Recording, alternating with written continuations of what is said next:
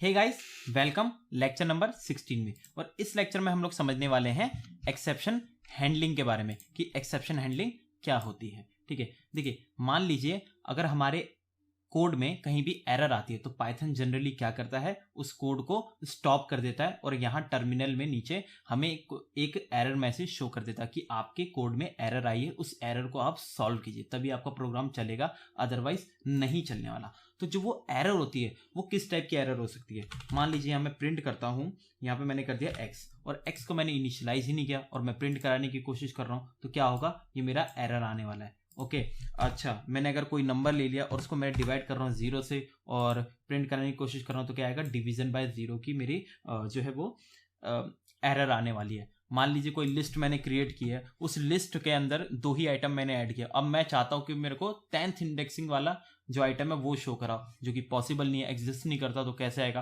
तो out of range वाली exception वहां पे आ जाएगी।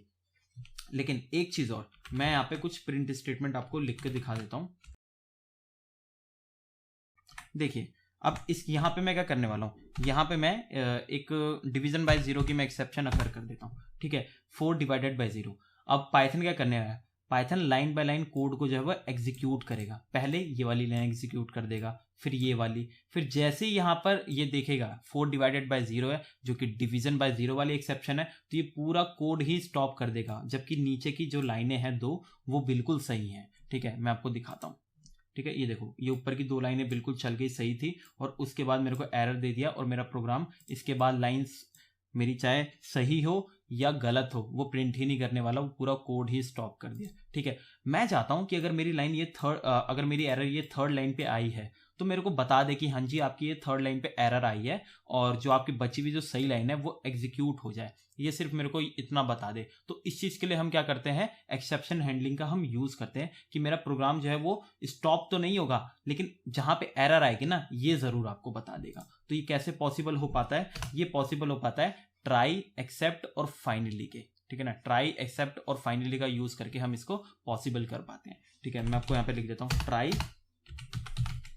एक्सेप्ट और फाइनली। ठीक है, ये तीन हम यहाँ पे ये कीवर्ड्स यूज करके हम यहाँ पे अपनी एरर को हैंडल करते हैं। ट्राई के अंदर हम वो कोड लिखेंगे जहां पे हमें आशंका है कि एरर आ सकती है, जैसे कि ये थर्ड लाइन वाला 4 डिवाइडेड बाय जीरो वाली, तो हम इसको कहां पे, ट्राई के अंदर लिखने वाले। एक्सेप्ट, अगर हमारी एक्सेप्शन आती है तो ही हमारा एक्सेप्ट ब्लॉक चलेगा, अदरवाइज हमारा एक्सेप्ट ब्लॉक नहीं चलने वाला। तो मैं एक्सेप्ट ब्लॉक के अंदर क्या कर दूंगा, मैं एक प्रिंट स्टेटमेंट लगा दूंगा और उसके अंदर लिख दूंगा मैं एक्सेप्शन इज अकर्ड, यानी कि एक्सेप्शन यहां पर आई है। ठीक है, और फाइनली, फाइनली देखिए, फाइनली एक ऐसा ब्लॉक है ये हमेशा आपका चलता है, आपकी एरर जो है वो आए या ना आए, फाइनली हमेशा एग्जीक्यूट होगा ही होगा। ये ऐसा क्यों है, देखिए कई बार क्या होता है कि हमें जब हम डेटाबेस कनेक्टिविटी वगैरह करते हैं तो वहां पे हम कनेक्शन को ओपन करते हैं और क्लोज करते हैं, तो हमें कभी कभार कनेक्शन जो है वो कनेक्शन को क्लोज करना कंपलसरी होता है, तो वो हम फाइनली के अंदर डाल देते हैं।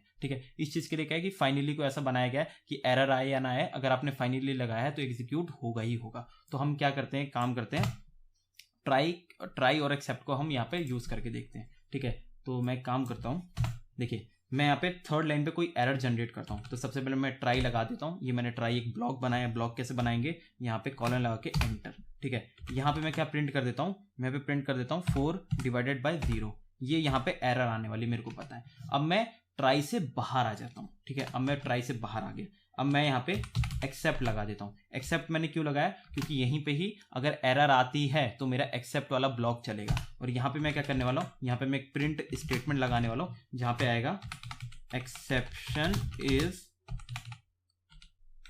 अकर्ड। ठीक है, यहाँ पे एक्सेप्शन इज अकर्ड। ओके, अब देखिए यहाँ पे क्या होगा मैं आपको बताता हूँ। अब पाइथन आएगा, यहाँ से पहली लाइन देखेगा एग्जीक्यूट कर देगा, दूसरी लाइन भी एग्जीक्यूट कर देगा, तीसरी लाइन में यहाँ देखेगा अच्छा ट्राई चला यहाँ पर, तो ये देखने वाला है, और इसने देखा यहाँ पे प्रिंट हो रहा है 4 डिवाइडेड बाय जीरो जो कि एक एक्सेप्शन है। ठीक है, तो ये क्या कर देगा, ये देखेगा अगर एक्सेप्ट ब्लॉक अगर यहाँ पे एक्सेप्ट ब्लॉक है तो ये एक्सेप्ट ब्लॉक वाली चीज को यहाँ पे ये क्या कर देगा, प्रिंट कर देगा। तो क्या आ जाएगा, एक्सेप्शन इज अकर्ड, और बाकी के नीचे जो दो लाइनें हैं वो भी यहाँ पे प्रिंट करने वाला है। मैं आपको दिखा देता हूँ, ये देखो, ये ऊपर की 2 लाइनें हो गई और यहाँ पे एरर है तो मेरे को बता दिए एक्सेप्शन इज अकर्ड, और बाकी नीचे की जो 2 लाइनें हैं वो भी यहाँ पे चल गई। मान लीजिए अगर यहाँ पे कोई एरर नहीं आती, ठीक है, यहाँ पे कोई एरर नहीं आती, ये तो कोई एरर नहीं है, ठीक है, तो ये क्या करने वाला है, ये इस लाइन को क्या कर देगा, एग्जीक्यूट कर देगा। अब एक्सेप्ट वाला जो मेरा ब्लॉक है वो नहीं चलने वाला, अब यहाँ पे कोई एरर नहीं है तो प्रिंट कर देगा। तो अब देखना, ये देखो यहाँ पे इसने प्रिंट कर दिया, देखो 4 यहाँ पे प्रिंट हो रहा है साफ साफ। अच्छा मान लीजिए अगर मैंने यहाँ पे लिखा होता नेम, जो कि यहाँ पे नेम नाम का मैंने नेम इनिशियलाइज नहीं किया और मैं प्रिंट करा रहा हूँ, तो भी यहाँ पे दिखा देगा एक्सेप्शन इज अकर्ड। तो इस तरीके से करते हैं। अच्छा एक चीज़ और, मैंने आपको फाइनली की भी बताया था कि मैं एक फाइनली ब्लॉक भी लगा के आपको दिखा देता हूँ, और इसके अंदर मैंने क्या कर दिया, इसके अंदर मैं प्रिंट कर देता हूँ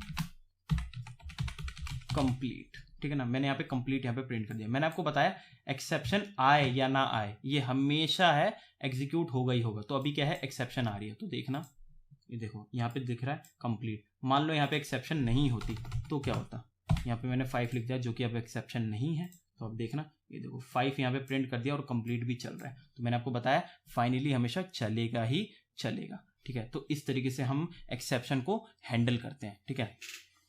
चलिए अब बात करते हैं नेम एरर की, नेम एरर की बात करते हैं। देखिए मैंने यहाँ पे मैं कोई एक वेरिएबल मैंने यहाँ पे ले लिया, एक मैं वेर वेरिएबल ले लेता हूँ, ठीक है, और इसको मैं प्रिंट करा देता हूँ। तो यहाँ पे कौन सी एरर आ रही है, देखो यहाँ पे एक नेम एरर आती है, ठीक है। तो इस नेम एरर को स्पेशली हम अलग तरीके से हम इसको हैंडल करा सकते हैं। कैसे, मैं आपको दिखाता हूँ। तो इसको मेरे को कहाँ पे लिखना पड़ेगा, ट्राई ब्लॉक में लिखना पड़ेगा। क्यों, क्योंकि यहाँ पे जो है वो एरर आ रही है, ठीक है, ये इंडेंटेशन का प्रॉब्लम ना आ जाए। हाँ जी, अब नहीं आने वाला, ठीक है। और यहाँ में एक एक्सेप्ट यहाँ पे मैं ब्लॉक बना लेता हूँ, और यहाँ पे मैं क्या करने वाला हूँ, यहाँ पे मैं प्रिंट स्टेटमेंट बना लेता हूँ। यहाँ पे मैं लिख देता हूँ एक्सेप्शन इज अकर्ड, ठीक है ना, अकर्ड, एक्सेप्शन इज अकर्ड, ठीक है। और मैं यहाँ पे रन करा देता हूँ, तो यहाँ पे एक्सेप्शन इज अकर्ड आ रही है, ठीक है। लेकिन मैं चाहता हूँ कि ये स्पेशली ये कौन सी एरर है, नेम एरर है। तो मैं चाहता हूँ कि अगर नेम एरर अगर आती है तो ही मेरे को नेम एरर वाला एक स्पेशल एक ब्लॉक बना दे और उसे एग्जीक्यूट कराए। मैं आपको समझाता हूँ, ठीक है।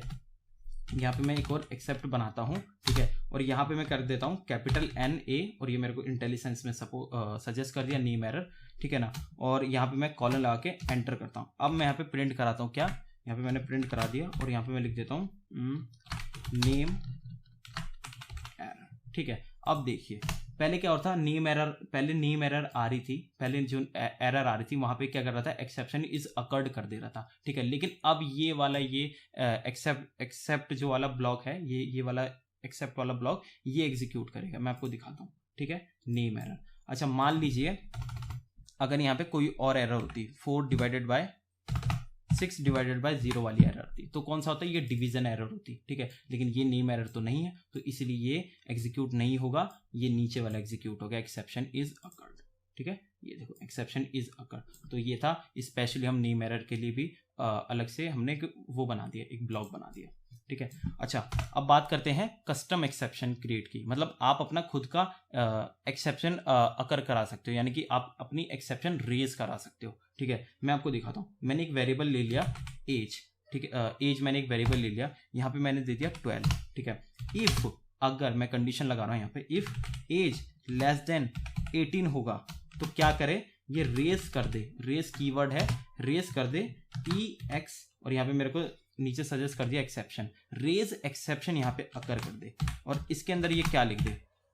मैंने क्या किया, मैंने इससे पूछा कि अगर एज लेस देन 18 होगी तो यहाँ पे एक्सेप्शन क्या आकर कर दे, नॉट टू वोट, आप वोट नहीं कर सकते, जिसकी एज 18 से कम होगी वो वोट नहीं कर सकता, ठीक है। तो आप देखना यहाँ पे एरर आएगी, ये देखो नॉट टू वोट। मान लीजिए एज 18 से ज्यादा होती तो 56 होती, तो क्या होता, ये देखिए यहाँ पे कुछ भी नहीं आ रहा। क्यों, क्योंकि ये किसी भी तरीके की एरर नहीं है। तो हमने यहाँ पे क्या किया, हमने अपनी मर्जी से यहाँ पे एरर जनरेट करे, जो कि ये किसी टाइप की एरर नहीं थी, ये कोई एरर नहीं था, ये हमने अपना कस्टम अपने तरीके से हमने एरर क्रिएट करी है, और हम यहाँ पे इसको यहाँ पे हैंडल भी करा रहे हैं, ठीक है। तो एक्सेप्शन हैंडलिंग में सिर्फ इतना ही। अब मिलते हैं नेक्स्ट लेक्चर में, तब तक के लिए थैंक यू।